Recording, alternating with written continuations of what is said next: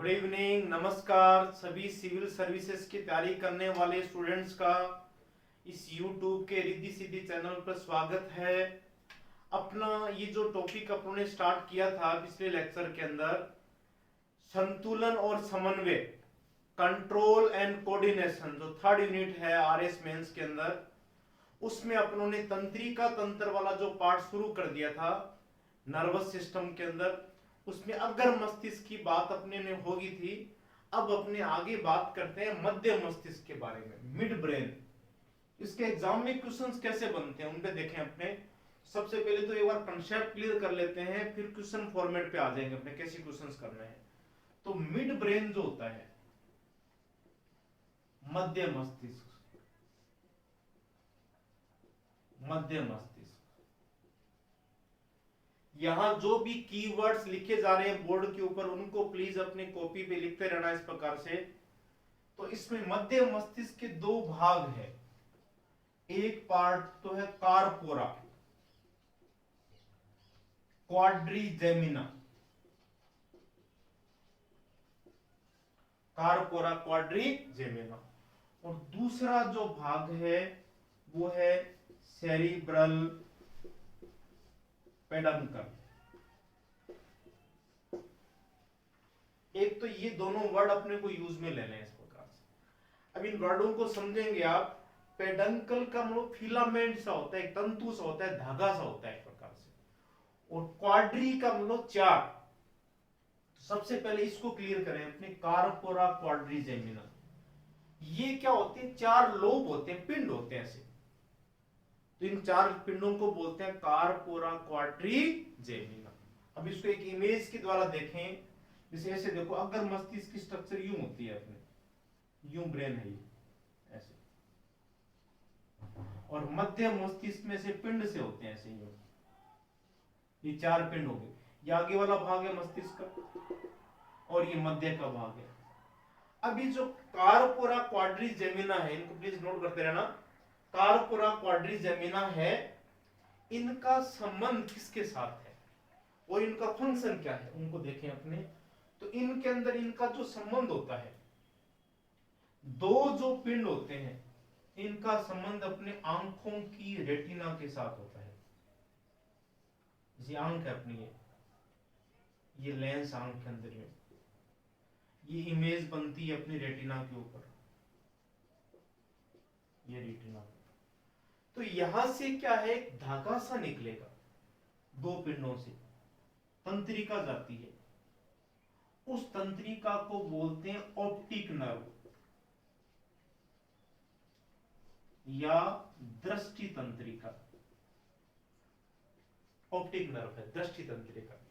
तो दृष्टि तंत्रिका क्या करती है, अपनी जो देखने की संवेदना है, कुछ भी अपने देख रहे हैं तो वो जो विजन का नॉलेज है अपने पास, उसके लिए क्या होगा, संवेदना आंखों से जाएगी, और आंखों से ये जो संवेदना है ये ऑप्टिक नर्व लेके जाएगी, मस्तिष्क में लेके जाएगी, इन पिंडों में लेके जाएगी। इन पिंडों को इसके नाम पर ही बोलते हैं ऑप्टिक लोब। क्या होंगे? Optic lobe. ऑप्थेल्मो शब्द आंखों के लिए आता है। तो ये जो ऑप्टिक लोब है ये अपने को देखने का ज्ञान कराएंगे। तो जो भी अपने को देखने का ज्ञान होता है, विजन का नॉलेज है अपना, वो नॉलेज कौन कराता है? कार्पोरा क्वाड्रिजेमिना के ऑप्टिक लोब कराते हैं। इसी प्रकार से ये जो दो पिंड है, ये इनका संबंध अपने कानों के साथ होता है। जैसे कान का बाहर वाला भाग है ईयर पिन्ना, फिर ऐसे नलिका से नुमा संरचना है, कान का पर्दा है, पर्दे के पीछे तीन हड्डियां होती है, कंकाल तंत्र में पढ़ेंगे अपने। फिर इसमें एक कोक्लिया स्ट्रक्चर होती है ऐसे कान के अंदर। तो इसमें क्या होता है कि जो सुनने की संवेदना है, कान तो सुनने की संवेदना को ग्रहण कर रहे हैं, हियरिंग सेंसेशन को, और सुनने की संवेदना है वो एक धागा सा है, तंत्रिका से लेके जाएगी और वो मस्तिष्क में लेके जाती है। इसको बोलते हैं ऑडिटरी नर्व, ऑडिटरी नर्व या सर्वे तंत्रिका, सर्वे तंत्रिका। तो सर्वे तंत्रिका क्या करेगी, जो सुनने की संवेदना है उस सुनने की संवेदना को मस्तिष्क में लेके गई, और सुनने का ज्ञान किसने कराया? इन मस्तिष्क के लोगों ने करा दिया। ऑडियो के ये जो लोग हैं, ऑडिटरी लोग कराते हैं। तो इस प्रकार से देखने का और सुनने का जो अपने को ज्ञान होता है, विजन और हियरिंग का जो नॉलेज है, वो ये वाला भाग कराता है, मध्य मस्तिष्क कराता है। और सेरिब्रल पेडंकल क्या करेगा? मध्य मस्तिष्क के भागों को पश्च मस्तिष्क के साथ जोड़ने का काम करता है, जोड़ने का काम करेगा, कनेक्शन का काम कर रहा है। अब इसमें क्वेश्चंस कैसे बनेंगे एग्जाम के अंदर, उनको देखें, उनको सोल्व करना आपको। तो जैसे क्वेश्चन बन गया, मध्य मस्तिष्क के कार्यों के बारे में बताओ, या मध्य मस्तिष्क के विभिन्न भागों को कार्यों सहित समझाइए, ऐसे क्वेश्चन आ गया हमारे एग्जाम में। तो सबसे पहले तो अपने से पार्ट बताएंगे कि मध्य मस्तिष्क के मुख्य दो भाग होते हैं, कार्पोरा क्वाड्रिजेमिना और सेरिब्रल पेडंकल। कार्पोरा क्वाड्रिजेमिना का अर्थ चार पिंड होते हैं, जिनमें दो दृष्टि पिंड, या आप टेक्निकल टर्म भी लिख सकते हो ऑप्टिक लोब, और दो श्रव्य पिंड ऑडिटरी लोब होते हैं, जिनसे हमें देखने का और सुनने का ज्ञान होता है। एक बार बेटा और बता देता हूं आप लोगों को, इसको ऐसे करेंगे, मध्य जो मस्तिष्क है उसका वर्णन करो। तो मध्य मस्तिष्क का इस प्रकार से बताना आपको शॉर्ट नोट, इसके दो भाग होते हैं, कार्पोरा क्वाड्रिजेमिना और सेरिब्रल पेडंकल। कार्पोरा क्वाड्रिजेमिना में चार पिंड होते हैं, जिनमें दो पिंड होते हैं दृष्टि पिंड होते हैं, जिनका काम देखने का ज्ञान कराना है, और दो पिंड होते हैं सर्वे पिंड होते हैं, ऑडियो लोब होते हैं, जिनका कार्य सुनने का ज्ञान कराना है। इस प्रकार से देखने और सुनने का ज्ञान है वो मध्य मस्तिष्क कराता है। बहुत ही सिंपल है, अपना वीडियो सिस्टम और अपना ऑडियो सिस्टम, वीडियो ऑडियो सारा कहां से कंट्रोल हो रहा है? मिड ब्रेन से कंट्रोल हो रहा है। और ये सेरिब्रल पेडंकल क्या कर रहा है? उनके विभिन्न भागों को आपस में जोड़ने का काम करता है। इस प्रकार से बताना प्लीज। फिर आगे चलते हैं अपने नेक्स्ट अगले शॉर्ट नोट पे चलें। अपने अंदर सेल्फ कॉन्फिडेंस को बना के रखो, पेशेंस रखो, पॉजिटिव माइंड से रहो बिल्कुल, और कोई भी कार्य को आप आराम से कर पाएंगे। ईश्वर पे आस्था रखें, अपने मेहनत करते रहो लगातार। तो अगला अपने नोट ले रहे हैं पश्च मस्तिष्क के बारे में। हिंड ब्रेन के कौन कौन से पार्ट होते हैं और उनका क्या क्या काम होता है। तो हिंड ब्रेन के अपने जो पार्ट लें, एक पार्ट जो लिया था अपनों ने सेरिबेलम, सेरिबेलम या इसको बोलते हैं अनुमस्तिष्क। हिंदी में इसके नाम से क्लियर है, जिसे होता है ना अनुशासन, अनुसरण, पीछे का भाग है, तो पीछे का भाग है ये सेरिबेलम। इस पे शॉर्ट नोट बन सकता है, इंपॉर्टेंट है बहुत ही। तो सेरिबेलम वाला जो भाग है इसका काम क्या है? इसमें ऐसा होता है कि अपने शरीर के अंदर कुछ ऐसी क्रियाएं हैं जिन पे अपना कंट्रोल है। जैसे हाथ है, हाथ को अपने यूं कर सकते हैं, फैला सकते हैं, पैरों को कर सकते हैं कंट्रोल, चल रहे हैं, घूम रहे हैं। इस प्रकार से ये जो क्रियाएं होती है इनको बोलते हैं ऐच्छिक क्रियाएं, वॉलंटरी रिएक्शंस है, वॉलंटरी एक्शन है, ये ऐच्छिक क्रियाएं हैं। तो ऐच्छिक क्रियाएं जो है अपनी ऐच्छिक पेशियों से कंट्रोल होती है, वॉलंटरी मसल्स पर। तो सेरिबेलम जो है इसका संबंध किसके साथ में है? ऐच्छिक पेशियों के साथ होता है। ये चीज नोट कर लेना आप, वॉलंटरी मसल्स के साथ है, वॉलंटरी मसल्स के साथ, ऐच्छिक पेशियों के साथ है। तो ऐच्छिक पेशियों पर नियंत्रण रखकर ये जो सेरिबेलम है, अनुमस्तिष्क, ये हमारे शरीर का संतुलन बना के रखता है। जैसे अपने खड़े हैं, चल रहे हैं, ये अपना एक जो बैलेंस बना हुआ है, संतुलन बना हुआ है, ये कौन से भाग ने बना रखा है? सेरिबेलम भाग ने बना रखा है, शरीर का संतुलन बना के रखता है। और दूसरा ये जो सेरिबेलम है अनुमस्तिष्क, ये भाग क्या होता है, अल्कोहल के प्रति बहुत ही संवेदनशील होता है। किसी व्यक्ति ने ज्यादा अल्कोहल पी ली तो ये भाग अस्थायी रूप से निष्क्रिय हो जाता है, और ऐसी कंडीशन में फिर जो ऐच्छिक पेशियां हैं उन पे अपना नियंत्रण नहीं रहता, चलने पे अपना कंट्रोल नहीं रहता। आपने देखा ना, कई लोग खूब होते हैं, खूब सारा अल्कोहल पी लेते हैं, शराब पी लेते हैं, और हवाई जहाज की तरह से उड़ते रहते हैं सरकार से। कहने का मतलब उनका खुद पे क्या नहीं है, कंट्रोल नहीं है। इसीलिए क्या है, कहा गया है कि शराब पी के गाड़ी नहीं चला सकते आप। शराब पी के गाड़ी चलाओगे तो शराब ज्यादा पीने से अपना सेरिबेलम अनुमस्तिष्क भाग अस्थायी रूप से निष्क्रिय रहेगा, ऐच्छिक पेशियों पे कंट्रोल नहीं रहेगा, खुद पर ही कंट्रोल नहीं होगा तो गाड़ी पे कंट्रोल कैसे करेंगे, तो एक्सीडेंट की संभावना सबसे ज्यादा बढ़ जाती है। तो ये चीज स्पेशल ध्यान रखना है। अब इसको क्वेश्चन फॉर्मेट में कर लेते हैं, फिर इसको मैं इरेज कर देता हूं। जैसे शॉर्ट नोट आ गया, आपको सेरिबेलम के बारे में समझाइए। सेरिबेलम ऐसे शॉर्ट नोट बन सकता है इसका एग्जाम में। तो आपको ऐसा बताना है, सेरिबेलम या अनुमस्तिष्क पश्च मस्तिष्क का भाग होता है, पश्च मस्तिष्क का भाग होता है जो कि ऐच्छिक पेशियों पर नियंत्रण रखकर शरीर का संतुलन बनाता है, और अधिक अल्कोहल पीने पर हमारा अनुमस्तिष्क अस्थायी रूप से निष्क्रिय हो जाता है, जिससे शरीर का संतुलन नहीं बन पाता। इतना चीज बताओगे आप, अच्छे मार्क्स आ जाएंगे आपके को। फिर अगला शॉर्ट नोट लेते हैं अपने, मेडुला ऑब्लांगेटा।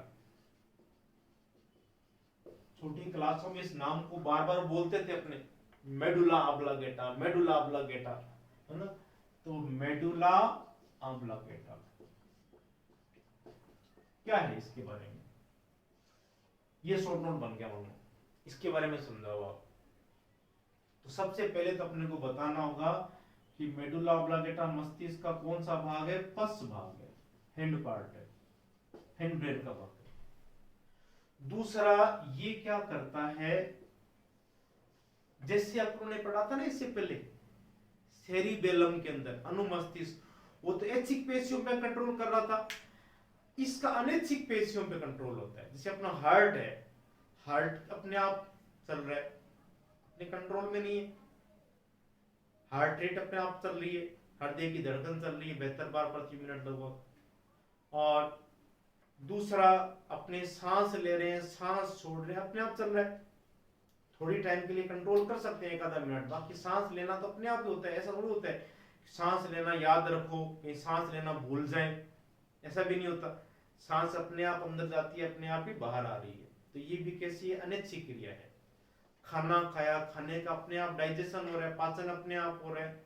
तो हृदय की धड़कन, श्वसन, भोजन का पाचन, अंदर के ऑर्गन काम कर रहे हैं अपने, लीवर, किडनी वगैरह। तो ये जो सारी क्रियाएं होती है, इन क्रियाओं को कंट्रोल कौन करता है, अनैच्छिक पेशियां करती है, अनैच्छिक पेशियां। ये नोट कर लोगे आप, involuntary muscles, involuntary muscles control करती है, अनैच्छिक पेशियां कंट्रोल करती है। अब अनैच्छिक पेशियों पर जो कंट्रोल किसका होता है, मेडुला ऑब्लांगेटा का होता है। और अनैच्छिक पेशियों पर कंट्रोल कर कर ये शरीर की, जैसे मान लो हृदय की धड़कन दर को बना के रखता है, हृदय की धड़कन दर, सांस लेने की जो दर है अपना श्वसन दर, भोजन का जो पाचन है उसको बना के रखता है। हृदय की धड़कन दर, श्वसन दर, भोजन का पाचन, इन सब पर कंट्रोल कौन सा भाग रखेगा, मेडुला ऑब्लांगेटा। तो ये काम करता है इस प्रकार से। और यदि किसी व्यक्ति को फांसी दी जाती है, फांसी देने के दौरान उसके मरने का कारण क्या होता है, उसको ऐसे समझना आपको। ये जैसे ब्रेन वाला पार्ट है, ये अग्र मस्तिष्क का भाग है, ये मिड ब्रेन का पार्ट आ गया, मध्य मस्तिष्क आ गया, ये पश्च मस्तिष्क से संकरा होता जाएगा, और फिर ये धागे में कन्वर्ट हो जाएगा मेरुरज्जु में। तो ये वाला जैसे खोपड़ी की हड्डियां है, स्कल बोन्स, और ये जैसे रीढ़ की हड्डी स्टार्ट होगी अपने। तो स्टार्टिंग की जो रीढ़ की हड्डियां होती है, एटलस, एक्सिस वगैरह, अब इसके नीचे मेडुला ऑब्लिगेटा है और फांसी का फंदा यहां रखा जाता है।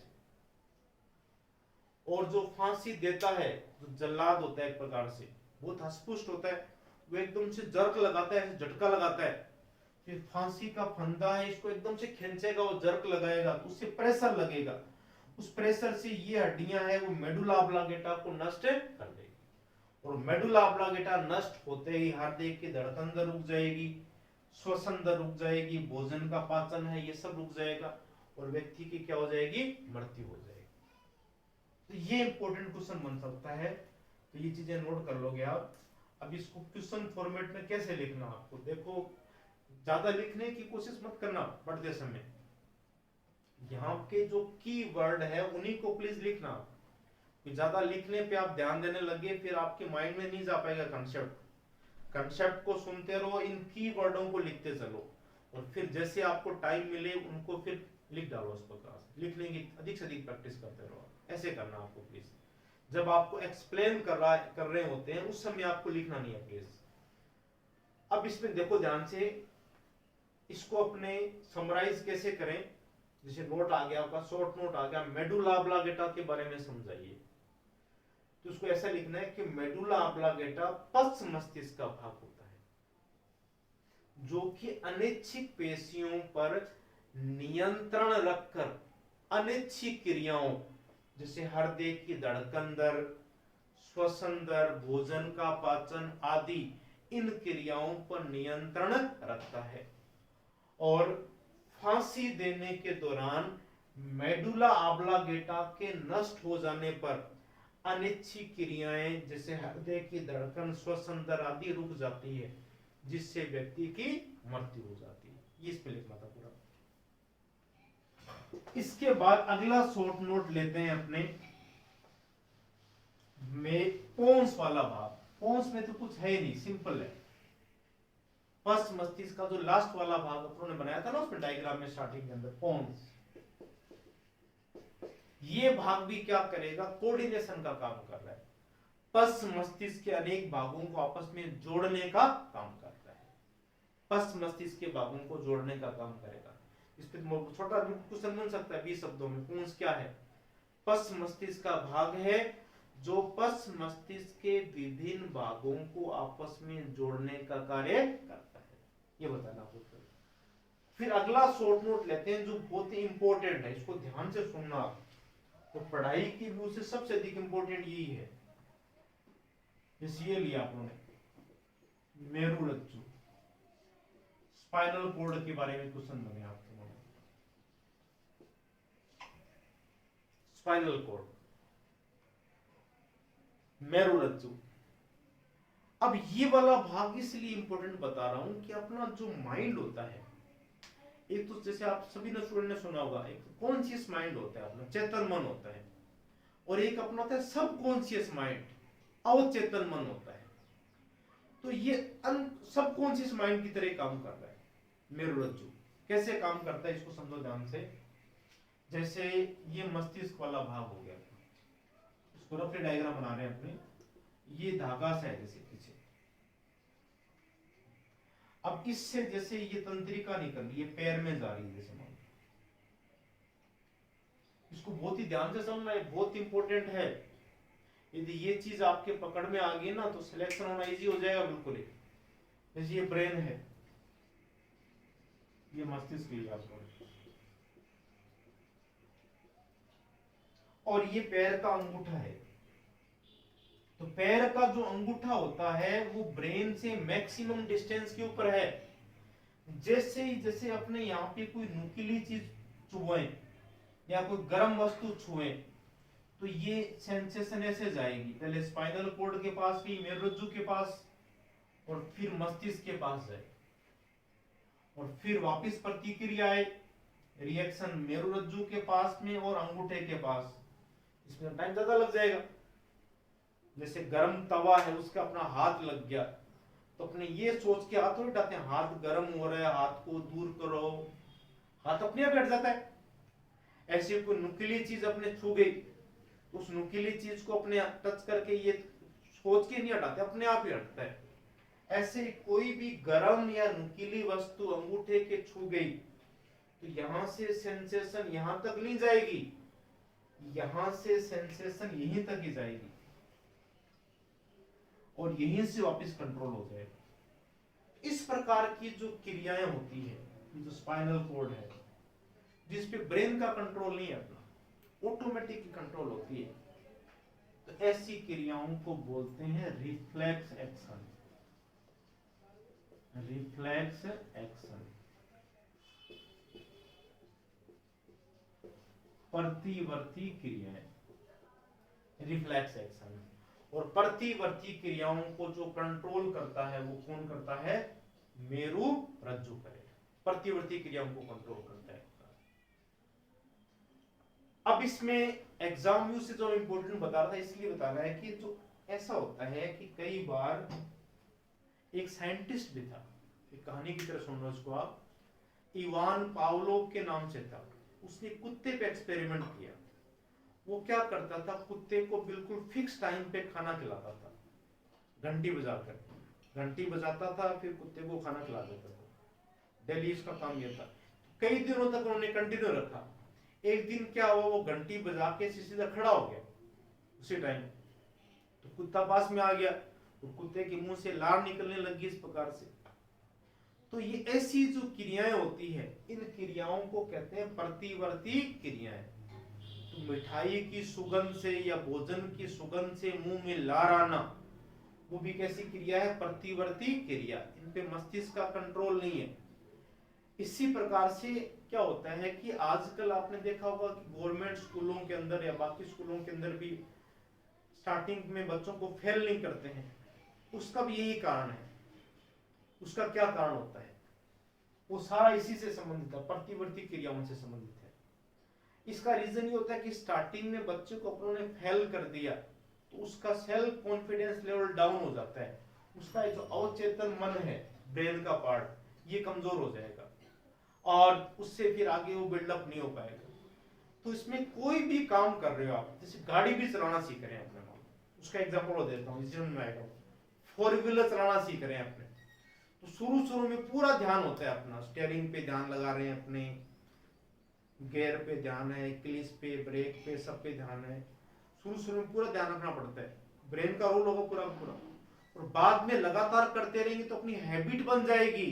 अपने आप बातचीत करते करते अपने आप गियर लगा रहे हैं, ब्रेक लगा रहे हैं, रेस लगा रहे हैं।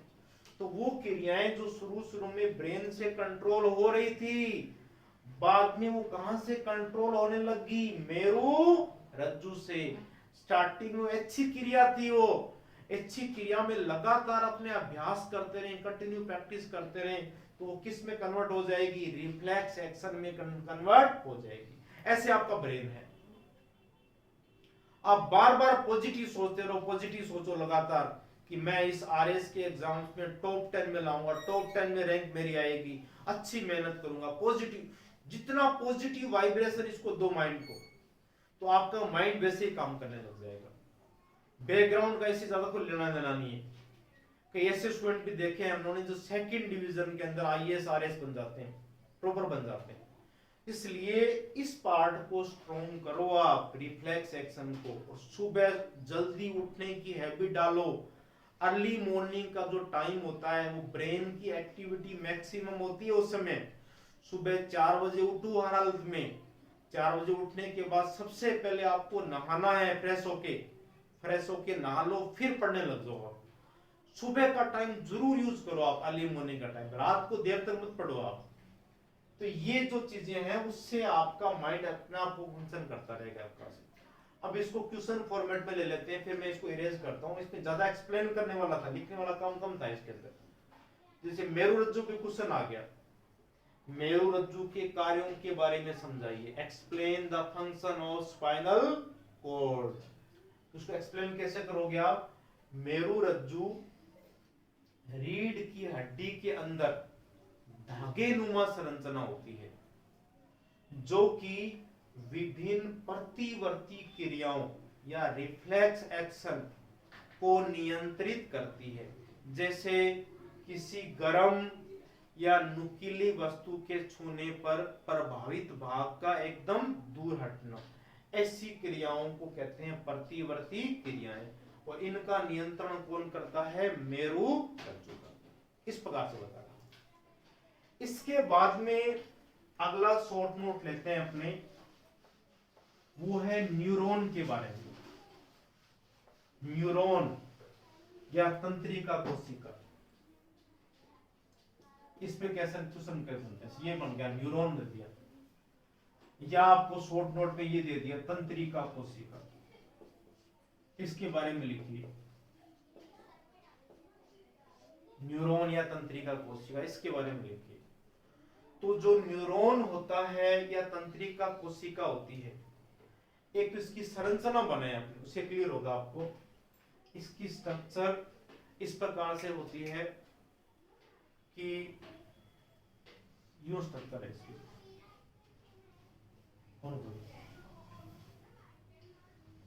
यूं स्ट्रक्चर है, इस प्रकार की स्ट्रक्चर होगी। इस न्यूरॉन में यूं स्ट्रक्चर है। ये वाला जो भाग है इसका एक्सॉन, आगे का जो पार्ट होता है यूं डेंड्रॉन, और मेन न्यूरॉन का जो सेंटर का भाग होगा दैट वन इज साइटोन। डेंड्रॉन, साइटोन और एक्सॉन, इस प्रकार की संरचना होती है। ये तंत्रिका है अपनी, शरीर की सबसे लंबी कोशिका होती है, सबसे लंबी, लॉन्गेस्ट सेल, सबसे लंबी कोशिका। और ये कोशिका एक ऐसी कोशिका होती है, ये नष्ट हो जाए तो वापिस निर्माण नहीं होगा। जैसे एक एग्जांपल बताता हूं आपको मैं, जैसे अपने कोई चोट लगी, बड़ा सा घाव बन रहा है, तो वो घाव भर जाएगा कुछ दिनों के बाद। भरता कैसे है? उसके आसपास की जो कोशिकाएं हैं वो विभाजन करके घाव को भर देगी। लेकिन तंत्रिका कोशिका एक मात्र ऐसी कोशिका है, ये नष्ट हो गई तो इसका वापस निर्माण नहीं होगा। जैसे हाथ है, अपने हाथ को हिला रहे हैं, जैसे किसी व्यक्ति के हाथ के अंदर पोलियो है या कोई लकवा हो गया, पैरालाइज, सेल बिल्कुल डैमेज होगी, उस कंडीशन में हड्डियां तो नॉर्मल है, ब्लड की सप्लाई भी हो रही है, लेकिन जो अंदर का जो न्यूरॉन है तंत्रिका वो नष्ट हो गई, उसका वापस इलाज है। तो लकवे भी दो टाइप के होते हैं, एक होता है डिजनरेटिव और एक होता है ऑब्स्ट्रक्टिव। यदि कोई तंत्रिका चोट लगने के कारण, किसी के कारण रुक रही है, तब तो उसका इलाज हो जाएगा। और पोलियो होने के बाद पोलियो का कोई इलाज नहीं होता। तो एक ऐसी कोशिका है, इसमें रीजनरेशन कैपेसिटी नहीं है, रीजनरेशन कैपेसिटी नहीं है, पुनः निर्माण करने की क्षमता नहीं है।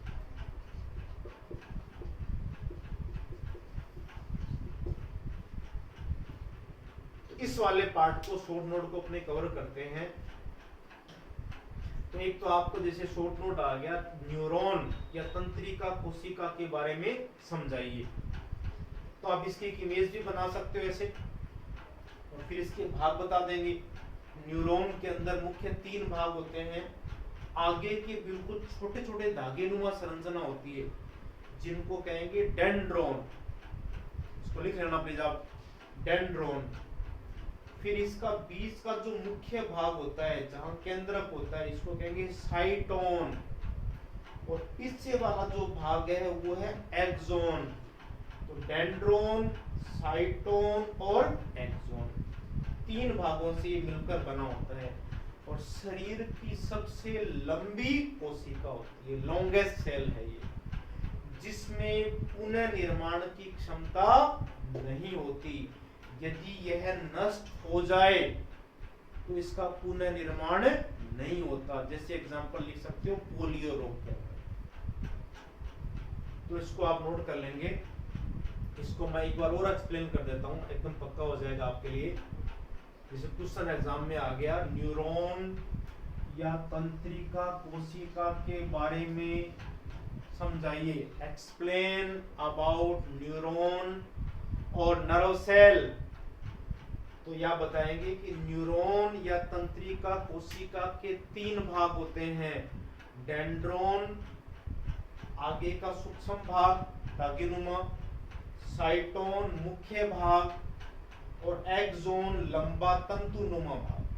3 भाग होते हैं और यह शरीर की सबसे लंबी कोशिका होती है और इस कोशिका में पुनः निर्माण या पुनः विभाजन करने की क्षमता नहीं होती और यदि यह नष्ट हो जाए तो इसका पुनः निर्माण नहीं होता, जैसे पोलियो रोग के अंदर होता है। अगला शॉर्ट नोट आपका है सिनेप्स प्रक्रिया। सिनेप्स की प्रक्रिया को समझाओ क्या होती है, ये शॉर्ट नोट है। आप लोगों को जैसे एक मैं बताता हूँ सोर्सेस वगैरह, आप जो लो पढ़ने का यदि कुछ और भी है कि सर कहाँ से पढ़े हम, एनसीईआरटी की बुकों को बेस ले लो आप, कि शरीर के जो बॉडी के सिस्टम अपने पढ़ रहे हैं, 11th क्लास की जो बुक है एनसीईआरटी की, वहां से अपने बेस लेके करना है इसके पास, तो उनको सोर्सेस बना के पढ़ सकते हो आप 11th क्लास के एनसीईआरटी। तो सिनेप्स की प्रक्रिया के बारे में बताना क्या होती है सिनेप्स की प्रक्रिया। तो सिनेप्स की जो प्रक्रिया है वो इस प्रकार से है, ये एक न्यूरॉन है, ये लिया, दूसरा न्यूरॉन है,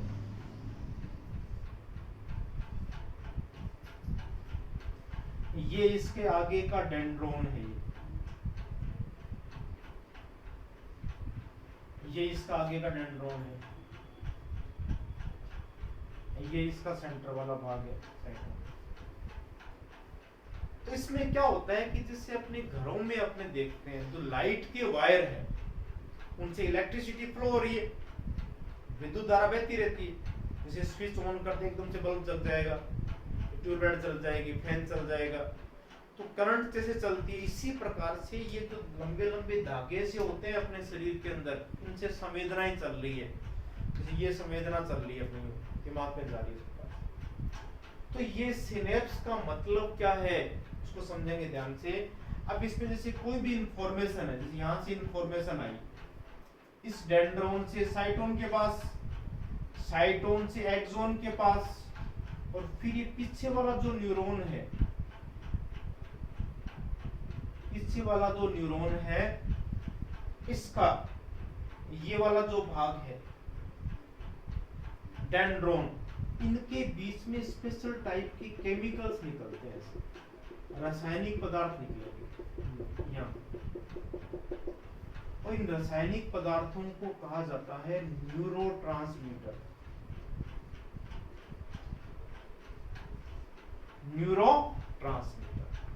न्यूरोट्रांसमीटर है। अब ये न्यूरोट्रांसमीटर्स क्या करते हैं, 2 न्यूरॉन को जोड़ने का काम करते हैं। जैसे इसको एक इमेज से देखो, जैसे मान लो मार्कर है, आगे का न्यूरॉन है, ये पीछे का न्यूरॉन है, तो ये जुड़ जाएगा ऐसे। तो ये जो कनेक्टिंग प्रोसेस होता है, जुड़ने की प्रक्रिया है, इसी को कहते हैं सिनेप्स प्रक्रिया। जैसे 2 ईंटें हैं, अब 2 ईंटों के बीच में सीमेंट है, सीमेंट उनको जोड़ने का काम कर रहा है, तो सीमेंट मटेरियल जितना क्वालिटेटिव होगा, अच्छी क्वालिटी का होगा, उस ईंटों को जोड़ने का काम उतना ही अच्छा करेगा। इसी तरह से जो आपने पहले चर्चा कर रहे थे, अर्ली मॉर्निंग का जो टाइम होता है, उस टाइम के अंदर अपने ब्रेन के अंदर एक सबसे बेस्ट न्यूरोट्रांसमीटर जो निकलता है वो निकलता है एसिटाइल कोलिन। इस वर्ड को नोट कर लो क्या आप, एसिटाइल कोलिन। ये एसिटाइल कोलिन की मात्रा जितनी ज्यादा होगी, जितनी अच्छी क्वालिटी में होगा, उतने ही न्यूरॉन ज्यादा जुड़ेंगे। जैसे सीमेंट जितनी अच्छी क्वालिटी की होगी उतने ही ईंटें अच्छी जुड़ेगी। इसी प्रकार से ये जो न्यूरॉन्स है उनकी कनेक्टिंग प्रोसेस उतनी ही अच्छी होगी, जितना न्यूरोट्रांसमीटर ज्यादा अच्छी क्वालिटी का निकलेगा। तो अर्ली मॉर्निंग का टाइम ज्यादा होता है इसके पास। अब कई बार क्या होता है कि व्यक्ति बहुत ही लंबे समय तक टेंशन में रहता है, स्ट्रेस में रहेगा, या कई लोग बहुत गुस्सा करते रहते हैं, तो उनके अंदर फिर इसकी मात्रा कम होती जाएगी, एसिटाइलकोलिन का लेवल कम होता जाएगा, इस न्यूरोट्रांसमीटर का लेवल कम होता जाएगा, और बुढ़ापे के अंदर तो बिल्कुल खत्म हो जाएगा बाद में। जैसे दो ईंटें हैं, उनकी बीच की सीमेंट को हटा दें, जैसे सिनेप्स की प्रक्रिया नहीं हो पाएगी फिर, तो ना तो सूचना दिमाग में जाएगी और ना ही सूचना दिमाग से वापस आएगी। इस प्रकार से मेमोरी लॉस हो जाएगी, दिमाग में इंफॉर्मेशन जाएगी भी नहीं, और जो अपने को याद है वो भी अपने को नहीं आएगा याद। इस प्रकार की कंडीशन को कहते हैं अल्जाइमर डिजीज।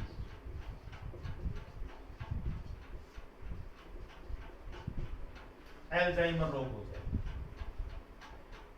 इस प्रकार से ये जो कुछ कीवर्ड बनाए हैं अपनों ने, ये इमेज बनाई है, इनको प्लीज नोट कर लेना आप, और फिर इसको एक्सप्लेन करते हैं इस प्रकार से। सिनेप्स प्रक्रिया, सिनेप्स की जो प्रक्रिया है इसको कैसे बताना आपको,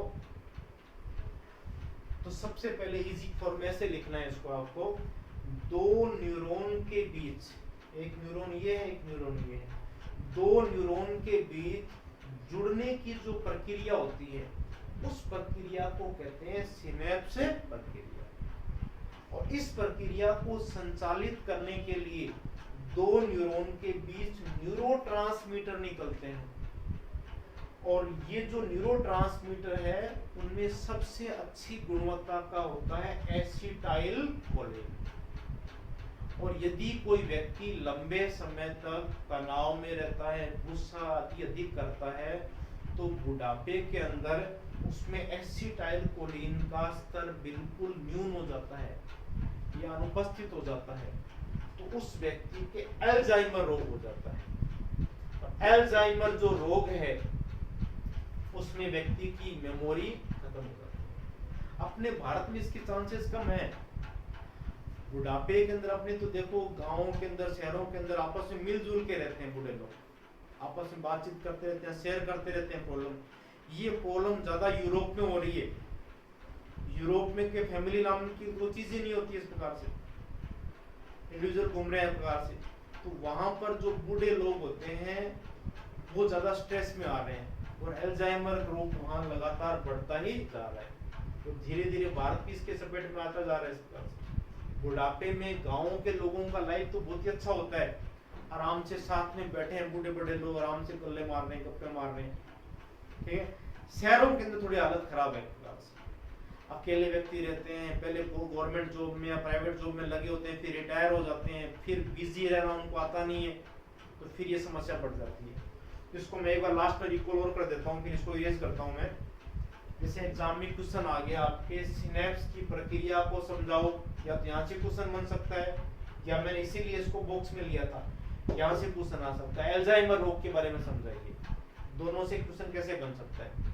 तो इसको ऐसे एक्सप्लेन करना है आपको, दो न्यूरॉन के बीच जुड़ने की जो प्रक्रिया होती है उस प्रक्रिया को कहते हैं सिनेप्स की प्रक्रिया, और इस सिनेप्स प्रक्रिया को संचालित करने का काम दो न्यूरॉन के बीच न्यूरोट्रांसमीटर करते हैं, और मुख्य न्यूरोट्रांसमीटर होता है एसिटाइलकोलिन होता है, एसिटाइलकोलिन। और एसिटाइलकोलिन की मात्रा अधिक समय में तनाव में रहने पर या गुस्सा आदि करने पर इसकी मात्रा कम होती है, और बुढ़ापे के अंदर इसकी मात्रा एकदम न्यून हो जाएगी, जिससे अल्जाइमर रोग हो जाता है।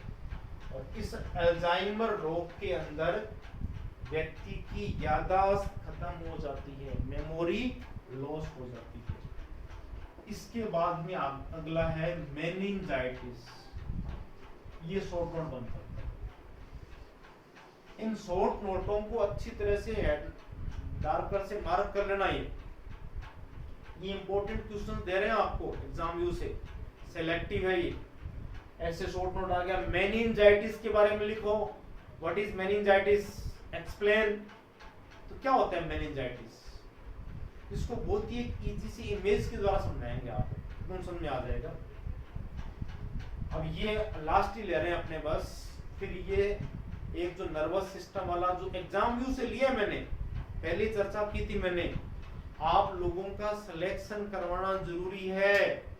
और सिलेक्शन के लिए सारी चीजें नहीं पढ़नी है आपको, सेलेक्टिव चीजें पढ़नी है आपको। प्री में तो सिलेक्शन करना थोड़ा टफ होता है, मेंस में सिलेक्शन करना टफ नहीं है, इजी है।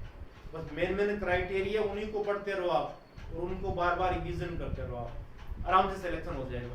तो मेनिंजाइटिस क्या है? मेनिंजाइटिस इसको समझेंगे। तो एक तो इमेज के द्वारा देखें आप, अपना जैसे जो ब्रेन है, यूं ब्रेन है,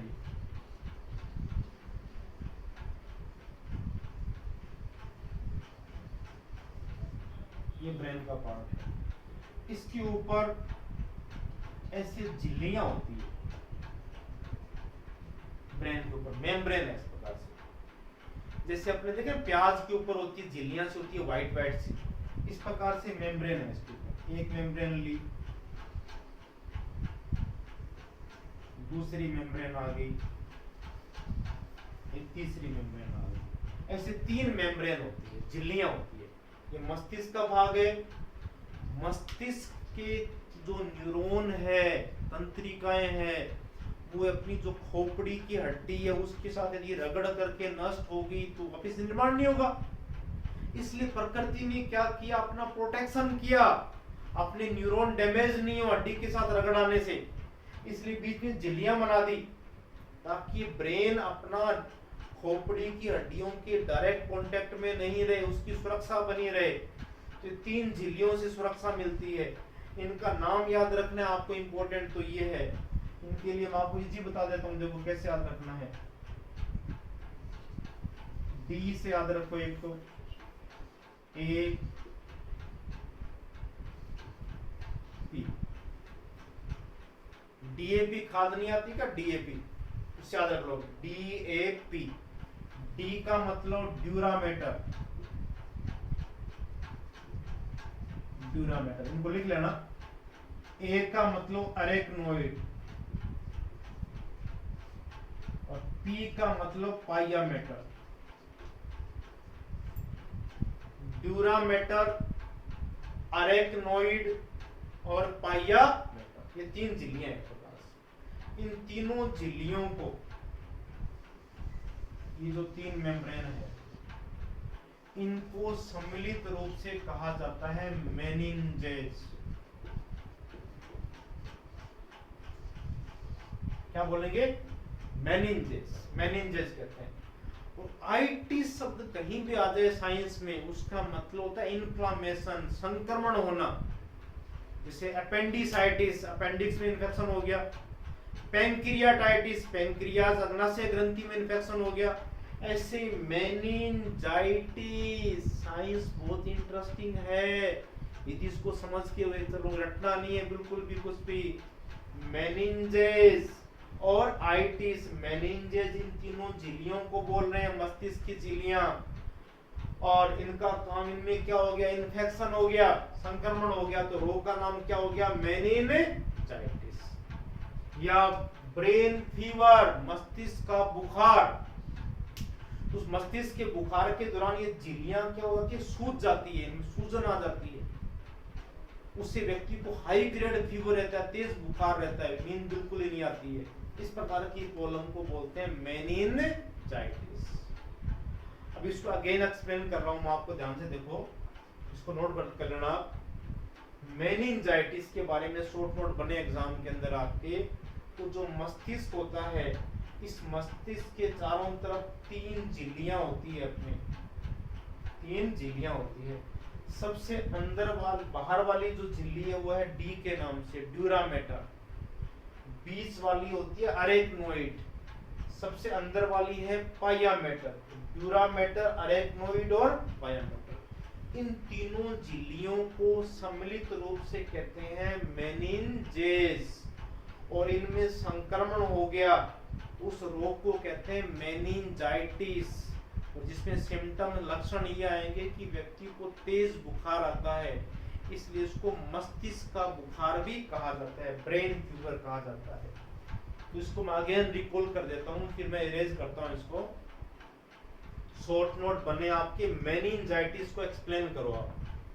तो सबसे पहले बताओगे कि मस्तिष्क के चारों तरफ 3 झिल्लियां होती है, जिनका बाहर से अंदर की क्रम ये होता है ड्यूरामेटर, अरेक्नोइड और पाइयामेटर। इन तीनों झिल्लियों को सम्मिलित रूप से कहा जाता है मेनिंजेस। और इनमें संक्रमण हो जाए तो ये मस्तिष्क की झिल्लियां सूज जाती है, जिससे तेज बुखार आता है। उस प्रॉब्लम को कहा जाता है मेनिंजाइटिस या मस्तिष्क का बुखार। तो ये संतुलन और समन्वय का जो अपना टॉपिक अपनों स्टार्ट किया था चैप्टर, उसका हाफ पार्ट कवर कर दिया अपने, तंत्रिका तंत्र वाला कर दिया। नेक्स्ट सेशन में अपने जो एंडोक्राइन सिस्टम है, एंडोक्राइन सिस्टम को करेंगे अपने। और यहां तक के पार्ट्स को आप अच्छी तरह देखते रहो। कोई भी प्रॉब्लम हो मेरे से फोन पे भी कांटेक्ट कर सकते हो, आप पूछ सकते हो प्रॉब्लम 9680246899। ये कांटेक्ट नंबर है मेरे, डॉक्टर सुशील सहारण। लेकिन साइंस से रिलेटेड क्वेश्चंस पूछोगे आप रात को 10 बजे से पहले 9-10 बजे के बाद फोन नहीं करेंगे आप लोग। तो ये अपनों ने जो चैप्टर अभी कंप्लीट किया है संतुलन और समन्वय का हाफ पार्ट किया है, हाफ पार्ट को नेक्स्ट सेशन में करेंगे अपने। जय हिंद, जय भारत।